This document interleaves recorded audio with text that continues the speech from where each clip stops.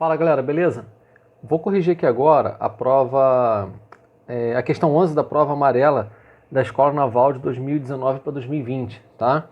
O que ela fala? Ela fala o seguinte, ó, analisa a figura abaixo, aí tem um desenho parecido com esse daqui, e a figura representa o perfil de um plano inclinado de um ângulo θ, no qual estão fixas duas polias ideais, de modo que o trecho de fio 1 é horizontal e o trecho de fio 2 é paralelo ao plano inclinado.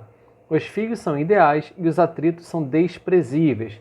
Sabendo-se que os blocos A e B têm o mesmo peso P, qual deve ser o peso do bloco C para que o sistema permaneça em equilíbrio? Então é uma questão que está falando de forças, né? Primeiro passo é o quê? É você desenhar todas as forças que estão atuando, né, nesse sistema, pelo menos em relação aos blocos, tá? Então vamos desenhar aqui primeiro o peso, que é o mais fácil de desenhar. Então, aqui vai ter o peso P, lembrando que esse daqui é o bloco A, né? Aqui no bloco B, nós vamos ter o mesmo peso P. Já aqui no bloco C, nós vamos ter um peso diferente. Então, vamos colocar aqui um nome diferente. PC. Tudo bom? Além disso, né, nós sabemos que esse bloco aqui, para ele permanecer, né, em equilíbrio, ele tem que ter um equilíbrio em todas as direções, né? Então, não vai ter movimento, ó, nessa direção aqui perpendicular ao plano. Então, a gente sabe que tem que ter uma força normal para anular a componente, né, do peso que é perpendicular à superfície. Tudo bem? Bom, aqui nesse fio, que a questão falou que é o fio 1, vai ter uma força de tração. Vamos colocar aqui, ó, uma tração 1 atuando dos dois lados do fio. E aqui vamos botar uma tração 2 atuando também nos dois lados desse outro fio. Lembrando que se o fio é diferente, a tração é diferente. Tá bom? Aparentemente não tem mais nenhuma força, porque a questão ela está falando que não existe, né, atrito. Tudo bem? E as cordas são ideais, né, e elas são inextensíveis, então não tem força elástica. Bom, então vamos analisar o que está acontecendo em cada um dos blocos, né? Lembrando que esse daqui é o bloco B, né? Como o sistema tem que ficar em equilíbrio, o que está para cima, tração 1, tem que ser igual ao que está para baixo. Peso, estou colocando em módulo, né? Então o módulo da tração 1 tem que ser igual ao módulo do peso P. Beleza? Agora, pensando aqui, ó, vamos pensar nesse cara aqui agora, no bloco C. Esse aqui foi o bloco B, vamos pensar no bloco C. No bloco C, a gente pode falar que o peso de C ele tem que ser igual à tração 2, em módulo, né, para manter o equilíbrio. Legal. Então, assim, como a questão ela quer saber qual é o valor do peso C, a gente tem que descobrir, então, qual é o valor da tração 2, né? E aí, vamos pensar aqui, ó, nesse bloco, né, no bloco A. Cara, no bloco A, né, o equilíbrio é mais complicado, porque tem muita força, não é isso? Então, olha só, para facilitar a nossa vida, vamos traçar aqui uma reta auxiliar na horizontal, tá? Passando aqui por cima do fio. Tudo bem? E vamos traçar uma reta auxiliar também aqui, ó, nesse fio aqui 2, lembrando que ele é paralelo, né, à direção do plano inclinado. Aí a gente vai reparar que tem alguns ângulos aí que tem a mesma medida, né? Por exemplo, ó, como isso daqui é horizontal e isso daqui é horizontal, isso daqui é uma reta, né, que está passando pelas duas horizontais, né? E ela tem uma direção que é paralela à do plano, eu posso falar que esse ângulo aqui, ó, ele é alterno interno desse. Então aqui vale θ também. Beleza? Por que que isso é importante? Porque a gente sabe que vai ter uma componente aqui, ó, né, que vai ser justamente uma componente na direção que tem T2. E a gente quer buscar essas informações, né? Então, ó, aqui vai ter uma componente que eu vou chamar, ó, de T1x, tá? Que é a componente que você tem da tração que está atuando na direção, né, do plano. Tudo bem? Do plano inclinado aqui. Só que além disso tem peso, né? E o peso ele também vai ter, olha só, uma componente que é na direção, né, do plano. Você vai ter aqui, ó, uma componente que vai ser PY, né, que é a componente que está na direção da normal, e vai ter uma outra componente aqui, né, que eu vou chamar de PX. Ok? O desenho ficou embolado, então vamos desenhar aqui melhor. Ao invés de desenhar a força P e a força T1, eu vou colocar apenas as componentes. Então, olha só. Tem aqui a normal. Tem aqui, fazendo 90 graus com a normal, né? Perpendicular com a normal. Tem a tração 2, né? E agora a gente vai ter as componentes daquelas forças que a gente, né, redesenhou. Então, olha só. A gente vai ter aqui o PY, né, na mesma direção da normal. E vai ter o PX na direção do plano inclinado. Então, se eu estou usando os componentes, eu não vou usar o peso, né? Eu não vou colocar o peso do jeito que ele está. E aí, ainda tem, né, aqui, ó, a tração 1, né? A tração 1, ela também tem duas componentes. Eu só desenho uma aqui para não embolar o desenho, mas como eu vou fazer outra, ó, tem T1Y aqui. Então, vai ter, ó, uma componente T1X e uma componente T1Y. Ok?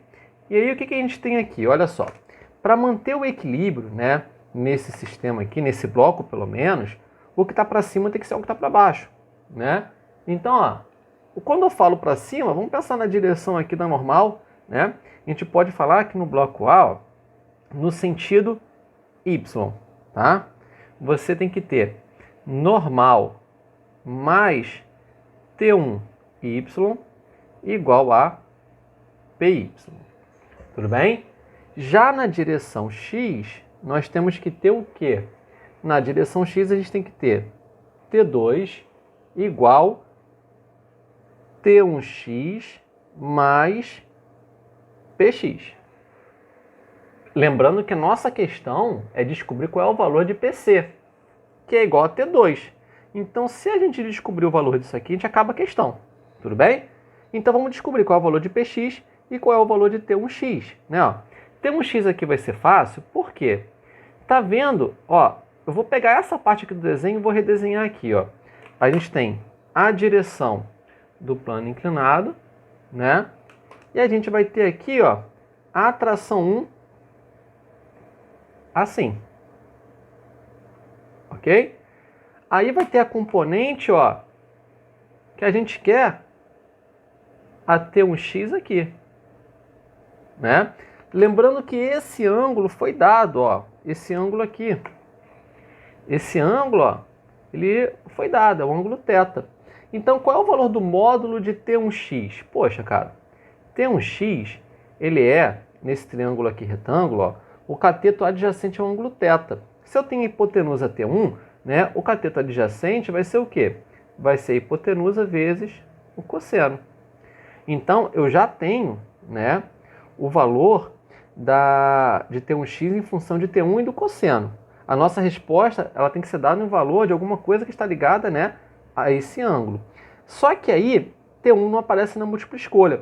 Mas olha isso aqui, ó, T1 igual a P. Então, a gente pode falar que T1x é igual a P cosseno de θ. Está aparecendo apenas coisas aqui, ó, P cosseno de θ, que tem na múltipla escolha, tá? E aí, essa é a primeira parte. Agora você tem que saber qual é o valor de PX, não é isso? O valor de PX, né, a gente vai descobrir por aqui, ó. Nós sabemos, né, que o ângulo que você vai ter aqui, ó, entre a componente PY e o peso, né, P, né, ele vai ser igual ao do plano inclinado, né? Por quê? Porque você sabe que aqui, ó, se eu estender o peso, vai fazer 90 graus, né? E esse ângulo aqui é o que falta para a θ chegar a 90 graus, né? Para somar 180 aqui dentro. Só que esse ângulo, né, ele vai ser alterno interno desse ângulo pequenininho. Alterno interno não, desculpa. Ele vai ser oposto pelo mesmo vértice a esse ângulo pequenininho aqui, né? E esse ângulo é 90 graus. Então sobra só um ângulo que você tem entre eles dois, né, para formar, né, os 180, que tem que ser exatamente igual a esse daqui. Ou seja, esse triângulo que a gente tem aqui, ó, ele é semelhante a esse triângulo aqui, né? Como esse ângulo vale 90 graus e esse ângulo aqui ele vai ser igual a esse, o ângulo que você tem entre P e PY tem que ser θ, tudo bem? Isso significa que se eu quero o valor de PX, né, eu vou querer o cateto oposto a esse ângulo que vale θ, né? Então, para quem não visualizou, vamos desenhar ele aqui de novo, olha só. O que está acontecendo é isso daqui, ó. Eu tenho ali o valor de P e eu tenho a componente PY, tá? A componente PY está aqui, ó. Nós queremos descobrir o valor de PX, né? PX está aqui. Lembrando que isso aqui faz 90 graus, né? Aí, olha só. Esse aqui é um triângulo retângulo. Esse ângulo aqui vai valer θ, né? Então, a gente quer descobrir o valor de PX. PX vale essa distância aqui, ó. Correto? Então, basicamente, é só a gente pegar, né, o cateto oposto ao ângulo θ, nesse triângulo retângulo. Então, a gente pode falar que PX ele vai ser igual à hipotenusa P vezes o seno de θ, né? E aí a gente vai acabar a questão agora. Olha só. Pega isso aqui, vamos puxar para o lado. O que a gente quer é T2 em módulo, que é igual a quem? T2 é igual a PC, né? Então, T2 vai ser T1x, que é P cosseno de θ, mais PX, que é P seno de θ, né? Eu posso botar o P em evidência, né? Então, ó, T2, que vai valer PC, então já vou colocar aqui direto, ó. PC, né? Ele vai ser igual a P em evidência, cosseno de θ, mais seno de θ. E a gente acha a resposta que vai ser a letra